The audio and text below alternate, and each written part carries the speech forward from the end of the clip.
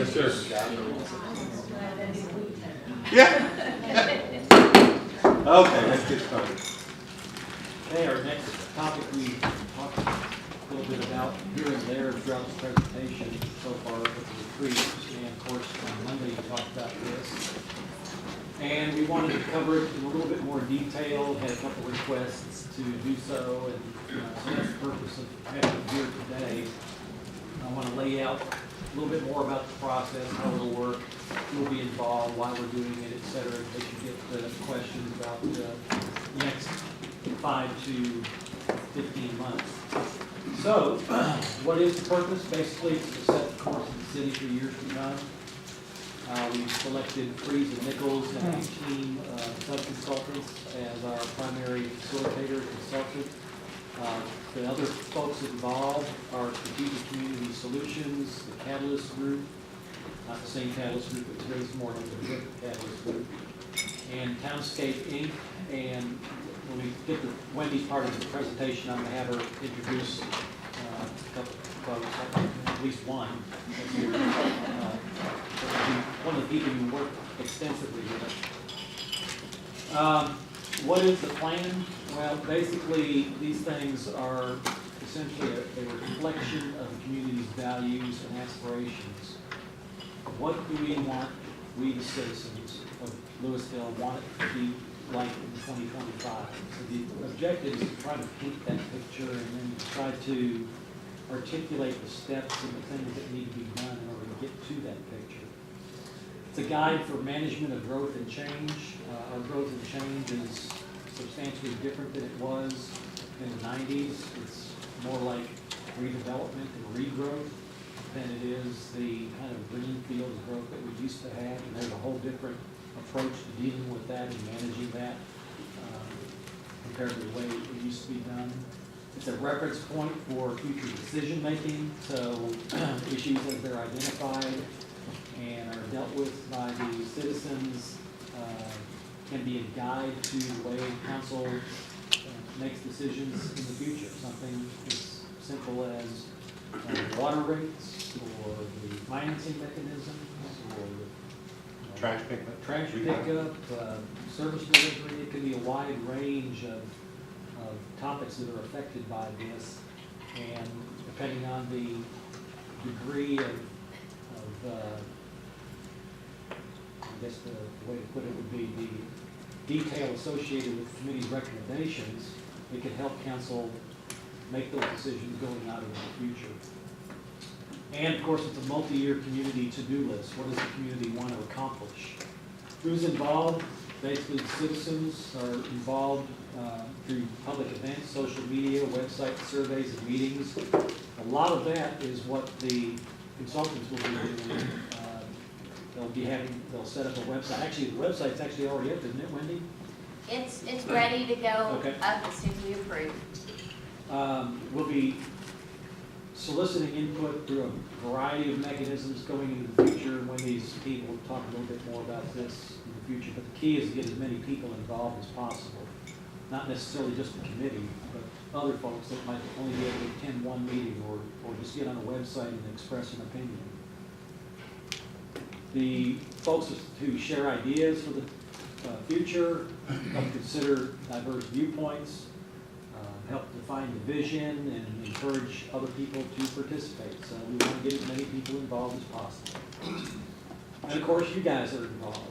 Your role in this is basically at the top of the decision-making tree when it comes to adopting the plan and going forward. So your role is to review and provide direction at key decision points in the process, to serve as champions of the process, and eventually endorse some kind of vision statement and plan.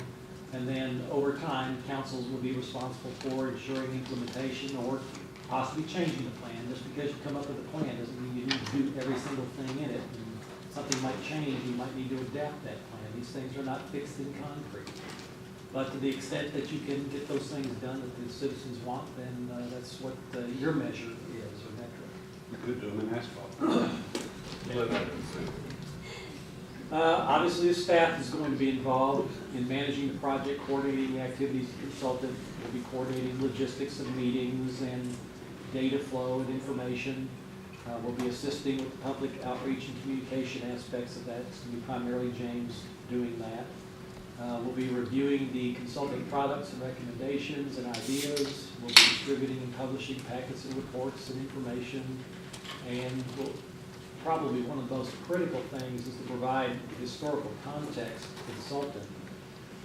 These folks are very knowledgeable about a lot of things, but they may not be as knowledgeable about Lewisville as you are or as we are. So one of the things we have to do is to bring them up to that same level of knowledge, or as close to it as possible, so that when they make recommendations, or when they start trying to get a committee to deal with something, they know from where we're coming from. And then you've got community stakeholders. These are all the other folks out there that represent various organizations like employers, state, county agencies, county, TxDOT maybe, folks like that, neighborhood associations, churches, nonprofits, business organizations, the development community. These are all people that need to provide information on the issues that are affecting this plan development. So again, Friesen Nichols is the lead. You met Wendy the other night. Strategic Community Solutions is represented by Karen Waltz. She's here tonight, or this afternoon. They're going to be responsible for largely the process of turning the cats of the committee into a cohesive whole. And Karen can explain some of her background in that later on, but she's got an extensive background in success stories in places as wild and crazy as Dallas. So, which is pretty wild and crazy. you do it in Dallas, you should be able to do it in Lewisville. The Catalyst Group is more of an economic development specialist. Their focus is in market strategy and economic development and setting up environments that are conducive to ongoing long-term sustainable economic development. Harris Rutherford is the principal that we'll be dealing with there. And then Townscape is represented by Dennis Wilson. Dennis is a well-known urban planner in the Texas area and has been involved in many projects, everything from downtown Fort Worth. I mean, his resume is very healthy, and his real focus is urban design and, again, how a community looks and feels to not only its residents, but people visiting it. The role of consultants: facilitate the process, guide the public engagement strategy, conduct the various meetings that have to be held, review all the existing conditions, plans, demographics, markets, history, land uses, regulations, everything that's gone on before. So we're taking everything from 1925 virtually forward, and they need to be as familiar with that as possible. Market surveying, current conditions, program analysis of existing programs, examining the various market forces and the uses, land uses that are in the city today, image impacts. All these things are part of the overall picture that they have to be familiar with in order to guide the decision-making process. They'll be drafting the preliminary summaries and reports and recommendations, and of course they will be completing at the very end an implementation plan and final report. Purpose: why plan with citizens? Why do this? We don't do it very often. This is really only the second time we've attempted this, and the primary purpose for doing this in a municipality is that the municipalities tend to be very, very dynamic. When you get into smaller rural areas, maybe there's not as much that changes over time, and there's not as much of a need to take a look at where you are today, where you've been, and where you're going. But in an environment like this, Lewisville has changed dramatically just since I've been here, and will probably continue to change dramatically for the foreseeable future, certainly through 2025, I would anticipate. So it's always changing, and you need to be able to anticipate those changes and develop strategies to deal with them. The sooner you do it in advance of those forces that are going to affect the community, the better. It's always hard to look back and say, oh crap, we got a problem, and gosh, I wish we'd done something about that back when we had the chance. We've got a lot of major issues that are out there that need to be talked about. Transportation's always kind of on the list, although some things are becoming a little clearer there, especially with regard to 35E. Land use, planning, and redevelopment. Again, the growth patterns here are changing, and there's going to be more and more and more focus on redevelopment over time. We talked about I-35, we talked about the antiquated zoning ordinance, the rapidly changing demographics that are in the community. We saw that this morning with Jason launch when he was talking about some of those market zones and the changing demographics within them. Housing is always an issue. The ETJ management and direction that's referring to Castle Hills, where are we going to be in 2025 with respect to Castle Hills? Future annexations also refers to the not only the existing Castle Hills areas, but future Castle Hills areas that are being acquired by Mr. Bright and could come into the city actually fairly quickly, not necessarily in 2025, but maybe in 2013. Infrastructure planning and financing. You're talking about the east. I'm talking about the east side, but not the area that's within the current freshwater district. Basically the area along Josie Lane between Windhaven on the north and 544 at the south. Infrastructure planning, financing, which we talked about this morning. Quality of life, park plans, things of that nature that we talked about this morning. Issue of competition with other communities is much more intense today than it was back in '96. The issue of sustainability has come up in a variety of iterations, I guess. It can range from the water use issue that we were talking about yesterday to other issues that Leroy has brought up about what kind of cars does the city buy, what kind of direction are we going with regard to sustainability, what do we want to do in the future, and then of course the economic development role of the city. Talked to Jason this morning. How far does the city go when it's trying to deal with projects like retail redevelopment, or for that matter, lake development? And finally, financial well-being is always an issue, and neighborhood vitality, service delivery options. Service delivery options topic is almost too big for the 2025 committee. They probably won't get as much into that as maybe you might like, because there's just so many services out there that we provide. And a lot of them don't necessarily touch the citizen directly, but there are certain things that they'll be interested in. They'll be interested in things like, how does the police department respond to calls? How many calls do they have? What kind of calls are they? What levels of crime do we have? How many EMS calls does the fire department deal with? How do they deal with those calls? Are they driving infrastructure needs in the future for stations or other facilities? So some of those service-related issues are going to be part of the discussion. Citizens really need to play a role in shaping the future because it will help build support for initiatives and plans. If you don't have that support out there, you may feel like you need to do something. You may feel strongly about it, but if the community isn't behind you, then sometimes you might have a hard row to hoe to get something done. So to the extent that some of the support for future initiatives will be built through the citizenry itself, you can look back at that and point at that and say, this is what the citizens want to do.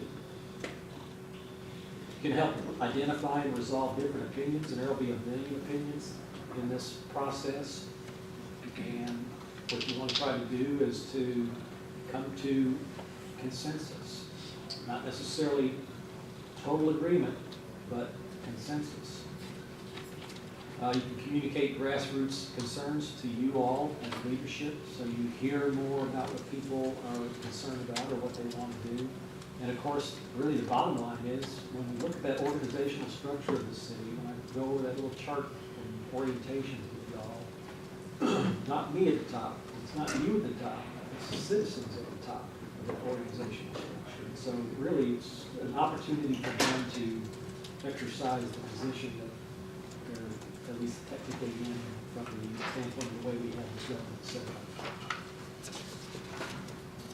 Committee structure, the contract with Freeze Nichols kind of structured around 3 to 4 major committees. That's going to be determined probably sometime in May, after they've had a chance to get fully up to speed and have some ideas as to how to set that up, what to structure the committees around in terms of topics. Specific committee assignments will be based on that data, and they'll have some recommendations for us again in roughly mid-May timeframe, I think, isn't it? Wendy? Yes. Okay. We've tried to articulate a little bit about maybe some ideas, just to give you some feel for what those committees might be interested in, or the topics that they might be focused on. This is just an example. It doesn't have to be called this, and they don't have to be focused on these issues, but just to give you an example, you could have a quality of life committee that deals with these various things that are underneath it. You could have the next committee, which would be economic development, which deals with everything from planning to land use to competitive positions, housing, etc.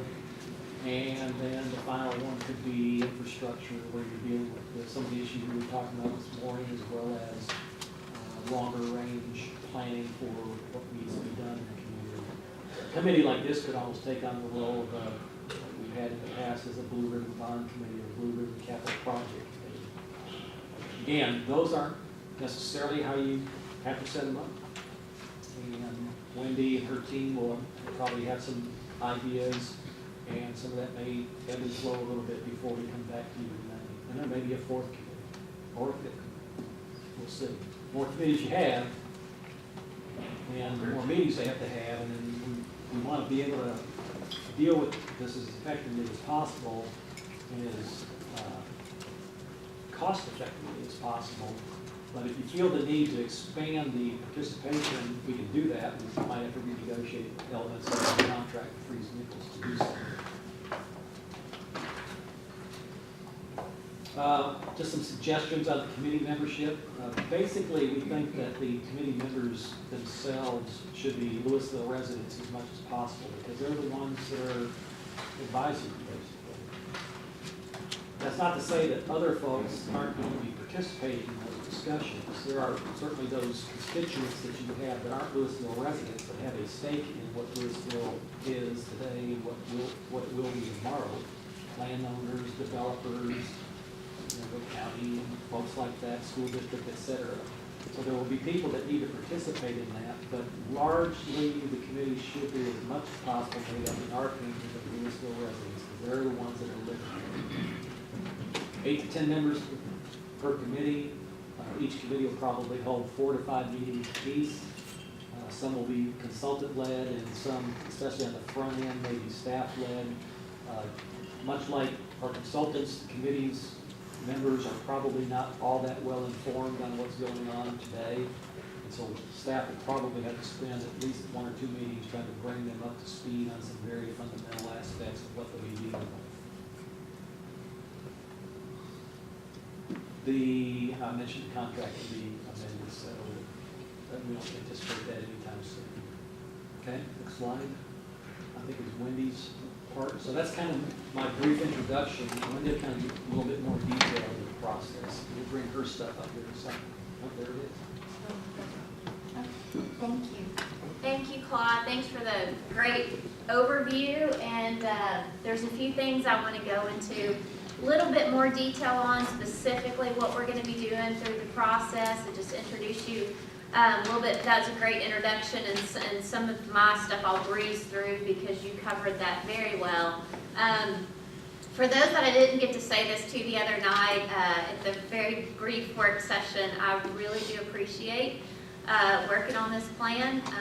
I applaud you all for taking an in-depth look at your city and the vision for it, and going into this comprehensive of a plan to be able to define your future for the next 10, 15 years. So we really do appreciate it. We're certainly excited to get this kicked off.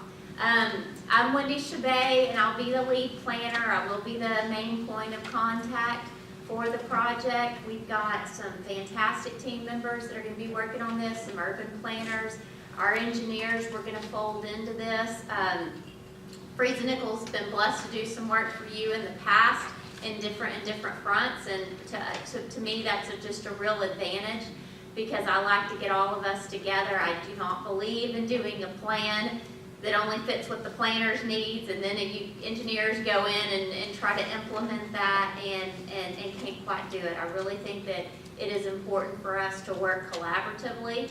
So I'm looking forward to working with all the staff throughout this project and get all the input. So I know some of you do know us just because of our engineering expertise. As Freeze Nichols is a 118-year-old firm, and we've been doing engineering. We're one of the first and oldest engineering firms in Texas. But we have grown to become a pretty stellar urban planning group. We've now got a pretty large group, and encompasses not only planners but landscape architects and transportation engineers and such. So we'll be leading all the process. And then we've got 3 fantastic consultants, as Claude mentioned. I'm going to let Karen introduce herself and tell you a little bit about her and what her key role and some of her background is.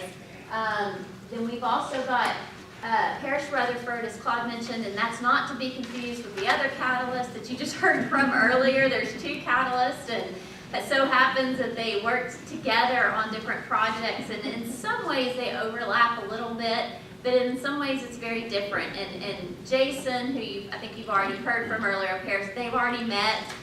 We wanted to certainly compare notes, making sure we're not duplicating anything he's doing by any means. We're taking some of that and really diving further as it pertains to this vision plan. So don't feel like we're duplicating.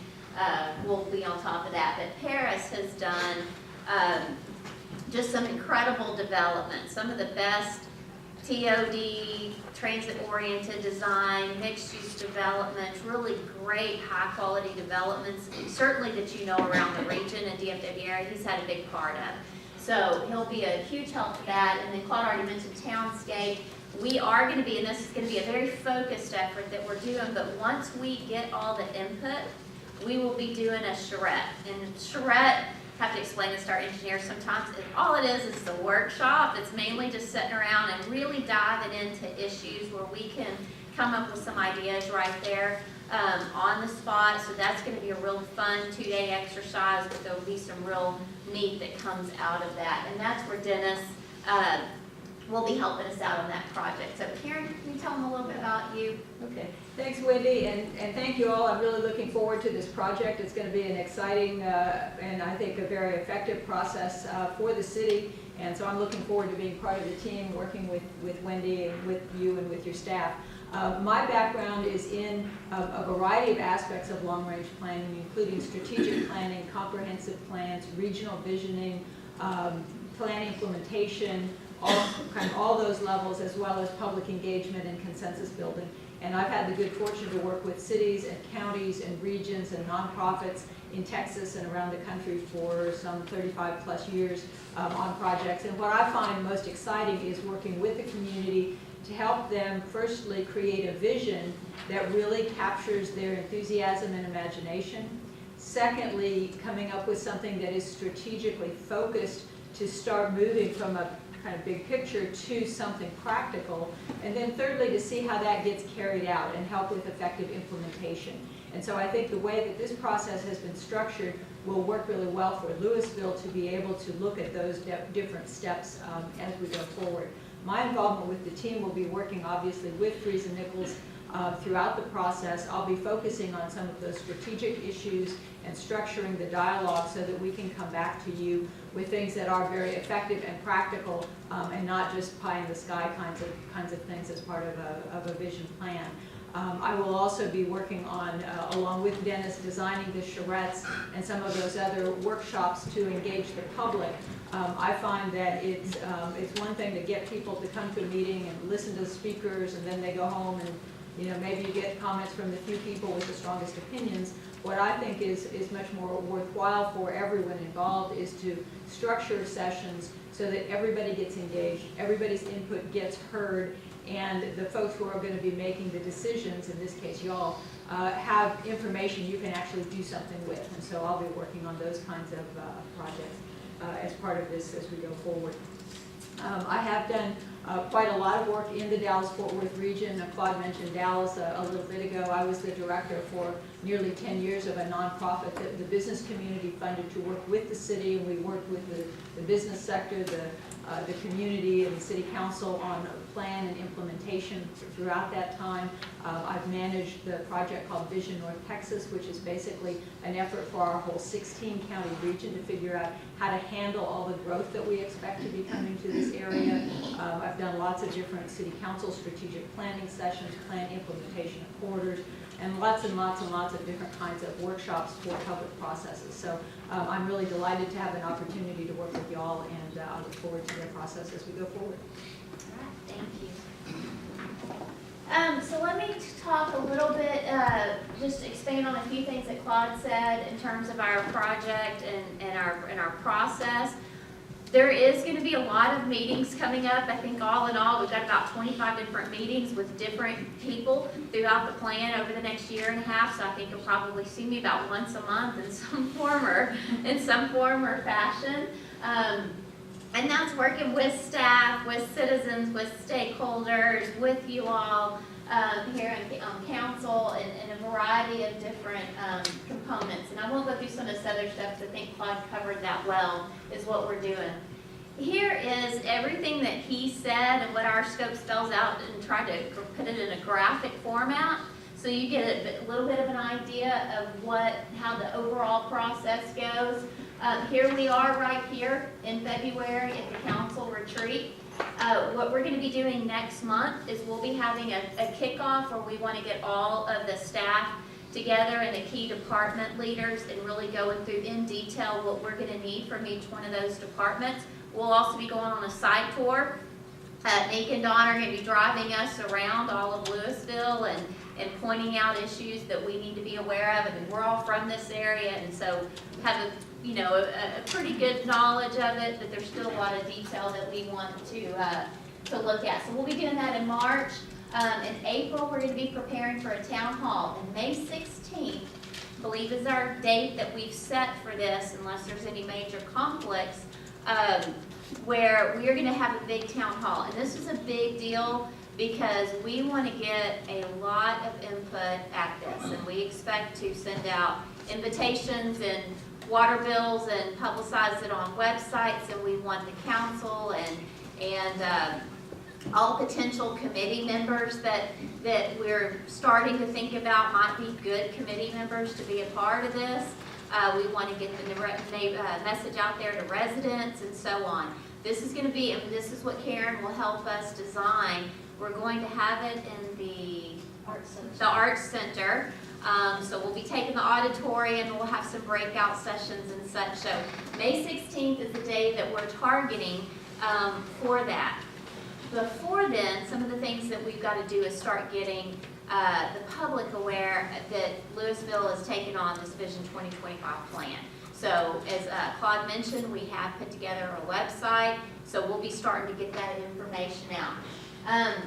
In the meantime, we're doing surveys. We'll be doing, like I said, the site tour, getting a lot of information. So right here in June, we will come back to you, and we really consider that a checkpoint, because between now and June, we are going to have gathered a lot of information on how everyone from business leaders to citizens, I mean, what's their vision for Lewisville? What do you think are the biggest things that we could do that we could make an impact on? I mean, the big ideas to the little bitty, low-hanging fruit type things that you can implement. So we'll be coming back to you during June as more or less a checkpoint. Here's everything that we heard. Do you agree?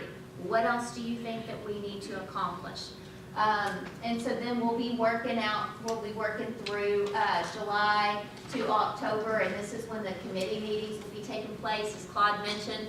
Coming out of that town hall, when we get all the information, we'll have a pretty good idea. Here's the focus areas that we're going to have to look at. Here's the topics and some of those key ideas, and that will help us form the committee structures. And so that's what we'll be doing for the rest of the summer and into the fall, for those committee meetings. right around October is when we'll be doing that charrette. We anticipate that's probably going to be a 2-day charrette. By that time, we will have all the information. We will have done a lot of our analysis, so then we can really start to work out key issues. We'll be coming back to you then around December to see, okay, here's our preliminary recommendations. Again, are you in agreement with that? And then towards the beginning of 2014, we'll really start to move that into more of an adoption process. And of course, there'll be some public input all the way around. And then hopefully sometime in April, we'll be having a big celebration next year, because this is a really big deal, and I totally believe in celebrating. It takes a lot to really stop and look at where you've been and where you're going, and we want the community to be on board with that, and we want them to see that as a positive thing, so that as you implement things over time following that, that they see, you know what, Lewisville, the city, they set their plan, and now they're working it, and you're continuing to implement that. So we'll look forward to the celebration at the end. I mentioned just these key checkpoints again, making sure that you all are on board. So our overall approach to this is certainly get the big vision, and then start narrowing that down to what are specific objectives, and then what are the strategies to help achieve those objectives. And then when we get all the objectives and strategies put together, we'll put together an implementation plan. And again, that's really what outlines all the different items, who does what, when could those things occur, and helps you roll into your CIP, or helps you define some of your priorities following that. So just the key issues, this is just diving into some of that specifically in terms of the vision, building consensus, defining what makes your city unique, what are those things that you really want to build off of, how can you be different from every other neighboring city around you, how can you be different in this region, how are you going to differentiate yourself, what are the things you can be best at, what are those things that you do well that you can really build off of, how do you relate in that bigger picture. Those are the types of questions that we're going to be asking to a very broad audience. As we dive into that, then those specific planning and strategies for land uses, transportation, there's S in there, neighborhood, and retail. Of course, you know you've got your I-35 plan, and that's going to have a huge impact on you all. And so how you do those land uses along there and implement your I-35 plan is going to be important. Redevelopment and defining those market opportunities. You've done some great work, and the way I described this when we were first talking about it is, if you think about Lewisville and the big vision, you got the big overarching, what do we want to be when we grow up, or what do we want to be 10, 20 years from now. So you got the big overarching vision that really hasn't been defined. Your comp plan is old, it's outdated, and so you don't really have that big vision. You've got a lot of stuff in the middle done, if you will. You've done a great I-35 plan, you've done a great TOD plan, you've done an uptown plan, you've done some good plans in the middle. So then it's narrowing that down, okay, how do we get those implemented? What are those steps? I know everything out there costs money, but there's some things out there that can be done that doesn't cost money. It's really just how you're setting policies and such. So that's one of the things that we'll be looking at, and that's what this exemplifies is the implementation plan, how we define all those, and again, it will help you, give you the tools going forward of who does it, who's responsible, what the priorities are, resources, and so on. Claude mentioned that we have started a website. This is just a snapshot of what it looks like. We've tried to make it look very close to your existing website. You'll never know the difference. You go to the City of Lewisville website, there's going to be a link on there that says goes to Vision 2025, and you click on that. We'll update where we are in the process, what meetings are coming up. We'll have a survey on there where we can get information, so you all can direct all your constituents to go to that website and give input on that. So we've got that pretty much lined out right now, and it's a matter of getting final approval, and then we'll have that up on your website very soon.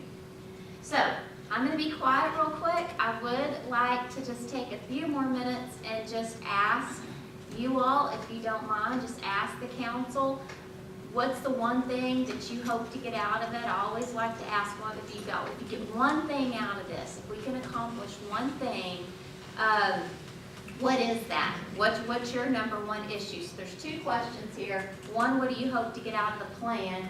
And then two, what's the most important issue for you? So if you've got 5 more minutes and can indulge me and maybe give a little bit of feedback in that, that would be super helpful for us. Who would you like to start with?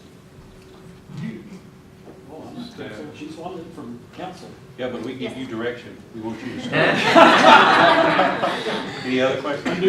Questions right after lunch, and y'all been working for 2 days, so I gotta keep everybody awake here, right? We'll get that right after we get that new city manager. There you go. Does anyone want to start? Give us something that you want to get out of this, or what you see as the biggest issue? I want a higher level of citizen engagement, Okay. That's good. ownership. Double the tax rate. That'll You're always looking for the easy fix. Never the cheap fix, but the easy fix. You can buy it all, right, Rudy? Huh? Got enough money, you can have it all, right? I guess so.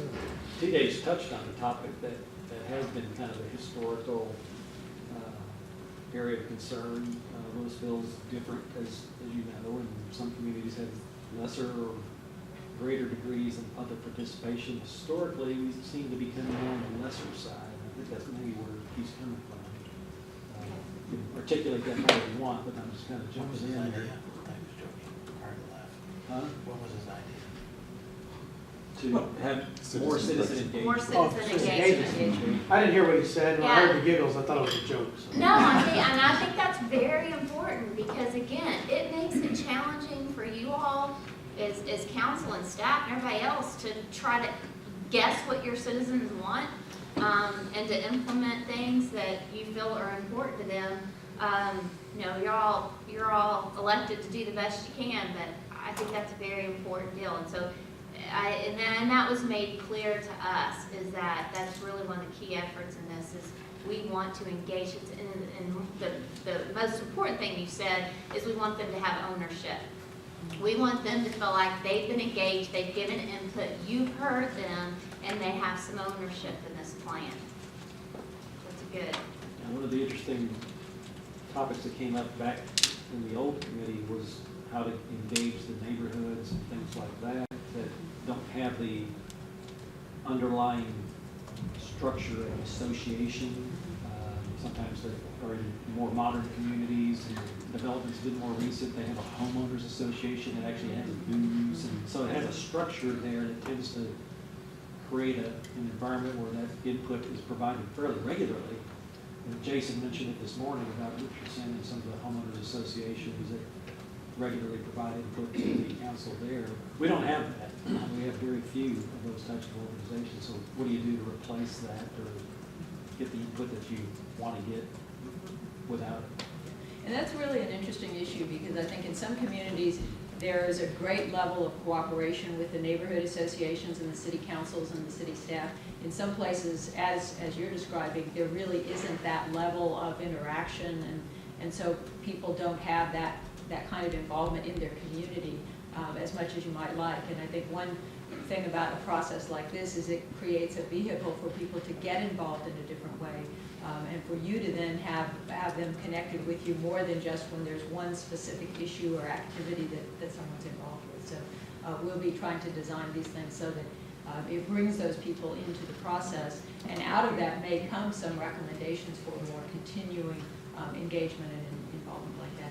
The other thing that I often find is people have so many demands on their time these days that you can't expect everybody to come to lots and lots and lots of things. So what we try to do is have a relatively small number of events and do a good job of bringing everyone together, and then using things like the website to give people a chance to provide input whenever they want to do it, whether it's in the middle of the night or some other day of the week or whatever. Okay, who else? Well, one of the important issues for me is energy conservation and sustainability going forward. I'd like to see the city take a lead role as an example in some of the transportation vehicles that the city uses, maybe areas of retrofit that, you could go back to older buildings and put solar panels on them as an example. Also, I'd like to see something designed into the ordinances that we can apply to buildings going forward, and maybe possibly, if it's economical, maybe there would be regulations for residential and or commercial. That would be very important for me as a consideration. Okay. I think that's a really good point, and I think that's something we can draw out here in terms of, getting some position on that to how you're moving forward. So that's a good point. Part of the information that we might be able to provide too is on some of that economic. I know from my involvement in the Urban Land Institute that a lot of people who are developing office type buildings and retail buildings these days are finding that incorporating those energy conservation strategies actually saves them money on the building, and it helps them attract clients that are looking for buildings like that because of the kind of staff they have. So it's a good win-win these days. Question here is, where do the citizens see themselves in that continuum of sustainability? And what do they want to focus on? What do they don't want to focus on? Who else? I guess mine, what I hope to get out of this is that we get a improved image for the city of Lewisville. That when we're done and we look at it, it's like you talked about, we have our celebration and things, and we do something like that people feel a excitement about a new, or not necessarily new, but just an improved image of our city. And what the most important issue, boy, it's tough. There's so many of them. But I guess I would really like to see the lake project go, because I think it's as big an issue as the mall was to this city 25 years ago when the mall came in, I guess. And what the mall has done for this city over the last 25 years, I feel that lake project could do for the city also. So, Okay, good one. On that same theme, I'd like to hear from the citizens that have the issues and prioritize them, see what we can work on together, because we're going to be multiple issues we attack at the same time, but just what would keep, I guess one of the questions I would like to ask families here is, what'll keep you here? What do you see the problems are? Why have you thought, what have you heard? Why are people moving away? That kind of thing, because I think one of the things that makes a community stable is when you have people that have been there a while. They're vested in their homes and they want to make this their place for the rest of their lives. And I just see so many people are moving all the time. Man. Not trying to put realtors out of work or anything, but I'm just Don't want you to stay where you're at. Say what? They want you to move. And they want everybody. That's right, just move within the city. They just want to keep selling houses over and over. Right. But anyway, that's one thing I'd like to hear from the citizens and let them prioritize where they feel the main issues are. I'd also like to hear what's going real good too from the citizens. So I'm hoping that all comes out from your work in the next 14 months. Those are great points, and we will ask those questions. We'll definitely ask that. And that may be part of the demographic analysis as far as how many people are within the city that have stayed here or been here for 5 years, 10 years, 15, 20 and beyond. How does that compare to where it was in 1990, et cetera? worked on a city recently that actually the population had been declining a little, which was concerning.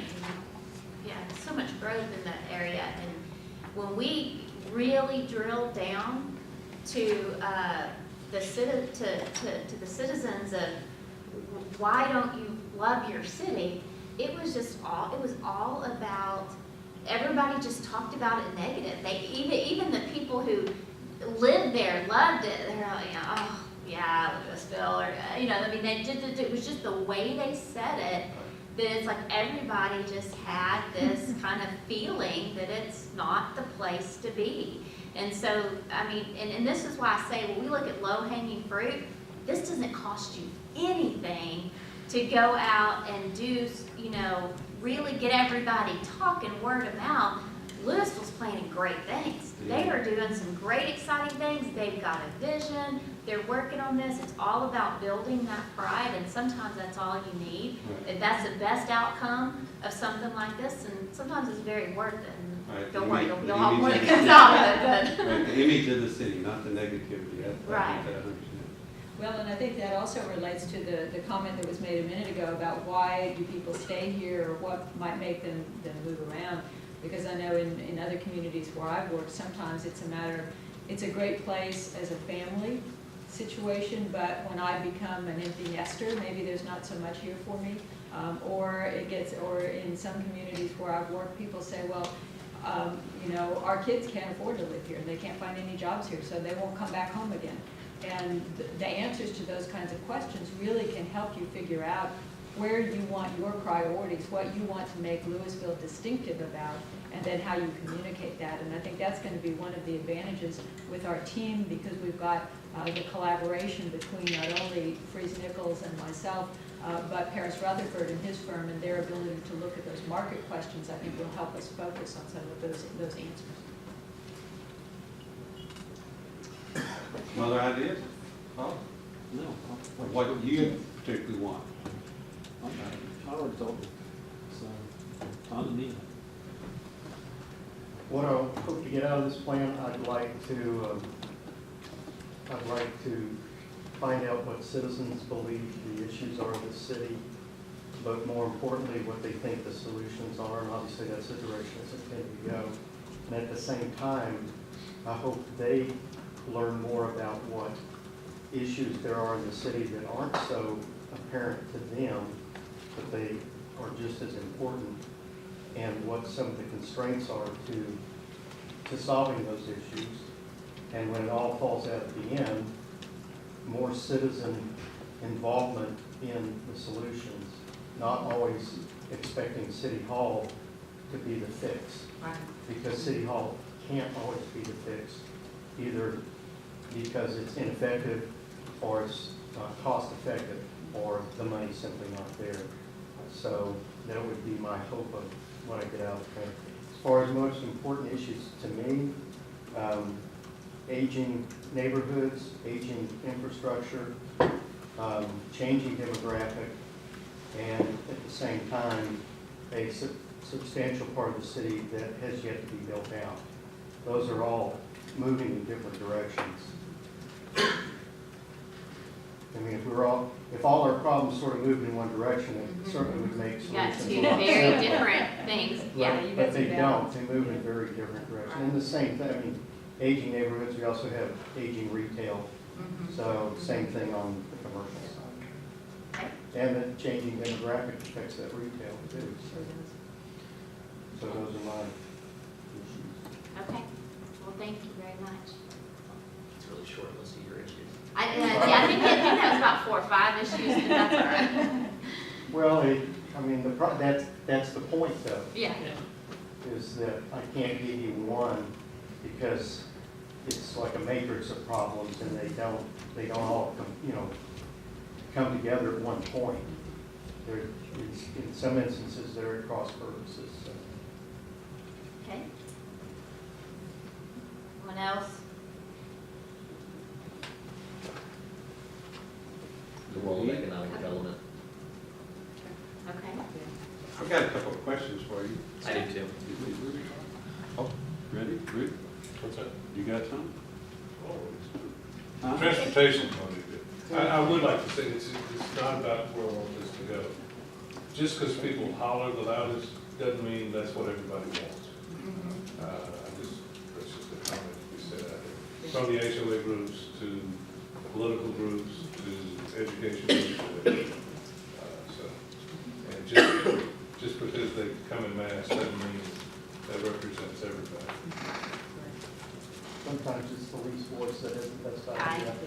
I agree. That's why you got to take everything in, and then it's our job to sift through that with, with staff and your help and stuff of, okay, what's really the squeaky wheel and what's really the issues. Now, one of the challenges that they have as our consultants is actually bringing out some of those other ideas or opinions that might not be the ones that are all that vocal about it. We're trying to balance those against the vocal ones, so they're trying to get as many opinions as possible. If they could get 100% of participation from everybody in Lewisville, that would be a perfect goal at the end. But can't do that, they'll get as close as they can, and it's basically designed to try to articulate as many of those viewpoints and solutions and problems out there as possible, so that one group doesn't dominate. And I think that's where everyone in this room can help us, between getting the word out to your committees and neighborhood groups and church and whatever associations you have, that you can help spread the word. Hey, we're working on a vision plan. We want everyone's input, and if nothing else, if they can go to the website and fill out the questionnaire we're going to have on there. I mean, certainly we'd love it. Anyone can get it, but to the extent we can do that, or give them a vehicle to give us some input, then we'd like to do that. Okay, so that's my questions. You can shoot now. Yeah, I had some questions. No more to talk. Go ahead. Well, I thought you had something else. Yeah, just questions. Oh, okay. Anybody else have any comments that they want to answer these questions with? Will we see the questionnaire before it goes live? Yes. Yeah, we'll get it. My question, I had a few questions here. One on the internet thing. Are you going to have it where sometimes my fear with the internet, or what I've seen happen on the internet, especially when you go online and vote for something, you have one person vote 10 times. Yeah. So are you going to be able to determine who that is that's saying? I mean, sometimes it's you hate people won't speak up if they have to say who they are. Yet they need to be responsible for what they're saying. I feel and say who they are. That's what they're saying. Because if you don't, you're going to have groups like what Rudy was talking about.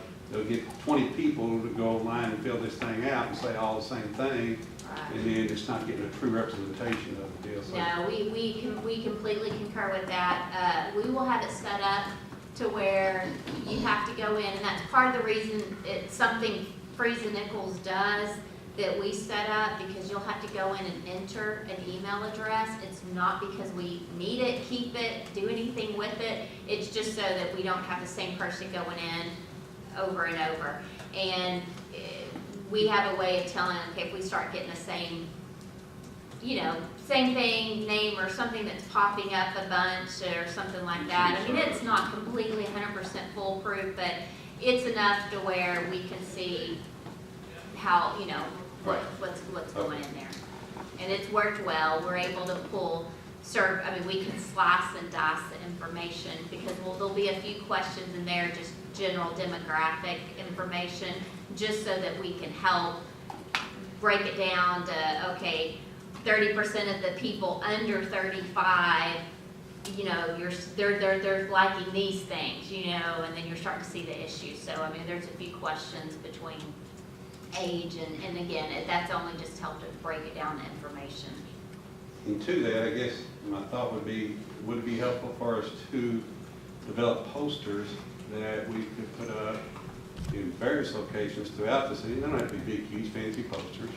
Something we could do, give your input to the 2025 plan. And, just a little blurb on how they can do it. You can put it in people's businesses, restaurants. We can put it all of our city spots, libraries, rec centers, and all that, just to get people. And we can also do things in the water bill, I know that, but if you put things out that's a constant reminder to people, especially when they're going to shop or eat or something like that, they see this, seems to me like it might encourage a little bit better participation. And then with that also, can we, since you're doing an internet thing, can we kind of do updates to the community as to where the plan is and what we're doing, the timeline situation, what's going on? Yeah, what we'll what's do, happening? to answer about the posters, is yes, we'll design a poster that, city can print, put as many places out there. We'll have, I mean, for the techies, for all the young folks in the room that have the QR code where they can, click on it with their phone and go straight to the website. So we'll design that. We'll have the poster design. That's good. We can translate it, if we need to translate it in Spanish or something like that. Make sure we're capturing all the neighborhoods. And then we will, what was the other question that you had? Poster. Updating. Yeah, the updates, yeah. You can barely tell, I don't know if you can tell on here. Yeah, you can't, but it's gonna have the homepage just to give a little summary of here's what it is we're doing. There'll be a tab on there for project updates, and we'll be able to kind of post a blurb of where we are. We'll have a meeting, and we'll have a meeting tab on there so they can see all the meetings that are coming up that are public. And then it'll have a link to the survey, and we'll have some contact information, so. Okay, and then the other one I had right there was your celebration. I like that. I like that idea of have a celebration. When you're doing something this major, give people a feeling of input and a feeling of accomplishment. And so what type of celebration are you looking at? Well, I'll tell you a couple that we've done and we crafted. One, we did a strategic plan for the city of Aledo. Much smaller city southwest of Fort Worth, but it was the first comp plan they had ever done, first strategic plan they had ever done. So at the end of it, we wanted to make the big, public presentation. And what we ended up doing is we did a Saturday event, and we did it in their community room. They invited everybody, publicized it all the same way, and water bills and what have you. All the local restaurants provided food, and it was almost like this little buffet. It was a great way for them to get free advertisement, but they all brought samples, and it was just like this huge room of hors d'oeuvres from the local restaurants. Like a taste of Lewisville type thing. Yeah, it was that, and the mayor spoke at that, and so it was really a fun celebration. They had bounce houses, they had all kinds of fun things, and in the middle of that, we said, oh, by the way, citizens, let's show you what's going on, and that's how we made the presentation, and so everyone got to see it. So something along those lines, however we want to craft it. We did a big cake that had we had come up with a logo. We had a big cake with the logo on it, and so it was really a good thing. And now they've used that, and this is I had that slide up there. Plan your work and work your plan. Every meeting they have now, every city council meeting, every meeting they have, they will say, now where are we on the strategic plan? How's that coming along? I think that is what, that's a year from now, but that's still something you need to be thinking about from now on. How do we look at that document, look at this Vision 2025 plan? Where are we? What's been accomplished? What's going on, so that your citizens continue to see, you know what, you're actually doing something with it. It's not sitting on the shelf, you're working it. Sounds good. Is there a companion Facebook page? We can do a Facebook page. I think that's And I piggyback to my question, what have you guys done in previous engagements to integrate social media into? same thing. I think we do Facebook and Twitter, and we can kind of give those updates to be able to send that information out. Absolutely, like with the town hall and stuff, we would want to get that out on social media that's happening. So we'll work with. There's a lot of interesting stuff that's happening and opportunities for that. A workshop that I did last year with a city over in Rowlett, east of Dallas, we did an all-day workshop session, and we had people doing live tweeting and posting pictures on Facebook while it was going, with people being able to then provide comments to the people who were at the session, so people could come and seeing it in real time. That's happening here right now. Yeah, so things like that are ones that really make a lot of sense with any kind of a process like this. Okay, glad to hear that. Professional opinion, I know 2025 lines up with our 100th anniversary here in Lewisville, but I see a lot of other municipalities and organizations doing 2030 plans right now. Pros, cons, good, bad, and different. What are your thoughts on adding another 5 years to the process? I think it's fine, because I think you since you haven't done this broad of an effort in a while, you know, I think we got to a lot to accomplish between now and 2025. So I think it's good, it's manageable. I mean, by the time we finish to get it out there, it's going to be a 10-year plan, and You're okay with that? I'm completely okay with that. I do like that it lines up. So If I can just add, you probably have to reevaluate again, major reevaluation in about 10 or 15 years. And I think that's when you go into your next phase, because hopefully you'll get a lot of issues accomplished in that time frame. And then if not, then again, it's time for reevaluation. What happened? Why isn't it you couldn't get things done? And how can you change or your goals might change, community's goals might change. Sure, and the only reason I ask the question is because if I see other Right. groups going 2030, is there a reason, from your perspective, is there a reason they're taking 2030 other than it's just a dart at the wall, or is there a structural No, reason there? I think, for some communities, they want to have an even longer time horizon because they want to get into issues that would be much harder to achieve in a short term. So for some people, that's part of the idea, that they want it to be just, really far out, that they might be thinking about some very, very dramatic changes.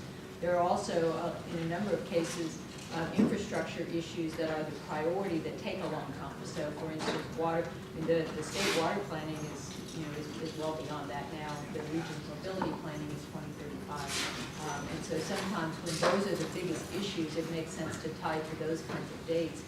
But I think the discussion that you all have had today, particularly the point that was made about the mix of areas that are not yet developed, areas that are revitalizing, changing demographics, when you've got that sort of dynamic going on, in my view, in my experience, the issues that make sense to focus on are ones where the 2025 timeframe is a realistic one.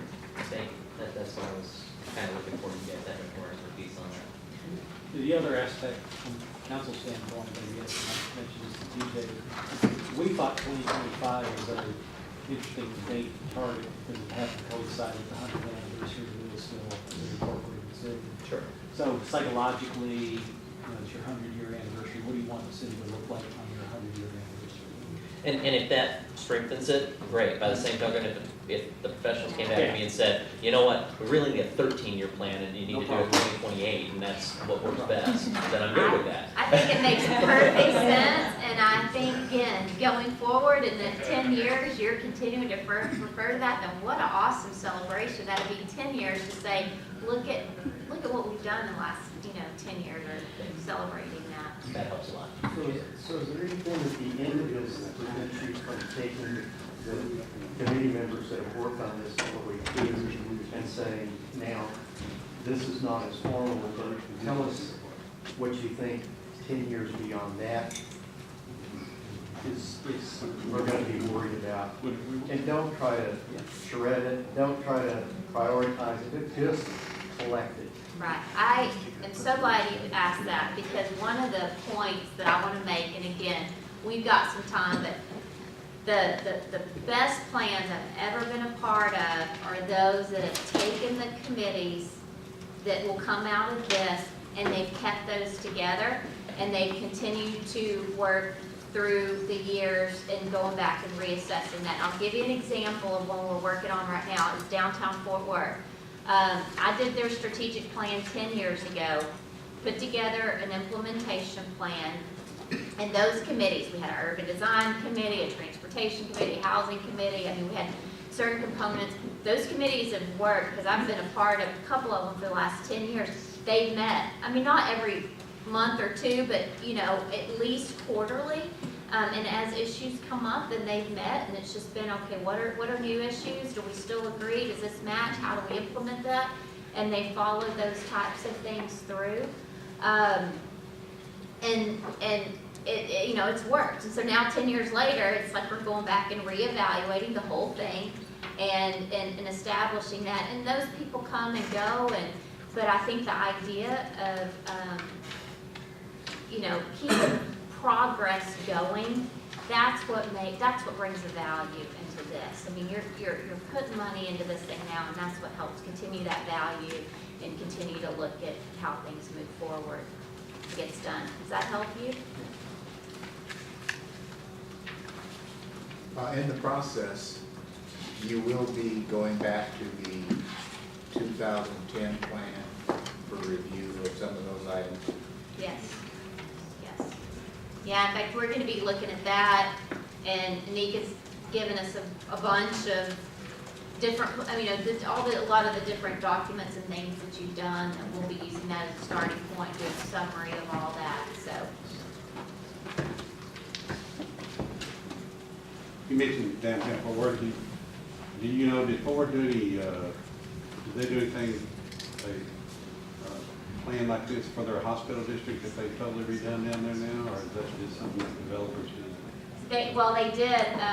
Fort Worth South is kind of done. I mean, I know that a couple of hospitals, because I worked on Harris Methodist, went back to Methodist, but Fort Worth South has been an entity that's kind of pulled a lot of that whole South Side Medical District together, and they, you know, had that planning effort that they've been working on too.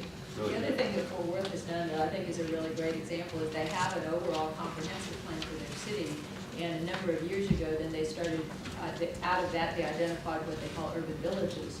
And so they had particular areas to focus. And then they went through very methodically and did plans for each of those urban villages. And that's one of those areas. And there are other areas, and I was involved in some of the other ones. And so for each one of those, they have a piece that fits into the big framework of the whole city. But then it's a very much of a thing that can be a public and private collaboration, and the neighborhoods and the nonprofits that are in that area get involved in its implementation. And I think it's a really good model. Every one of those urban villages has been a roaring success. Yeah, they have, and part of that really speaks to the value of having a plan, because they've made a conscious choice to invest more of their resources, like when they do capital improvements, they'll focus them in those urban village areas and design things that really work for that particular market, that particular plan, and it's paid off really well for them. It's been a real turnaround. It has. Any other questions? Okay, thank you very much. Thank you. Good Thank work. you very much.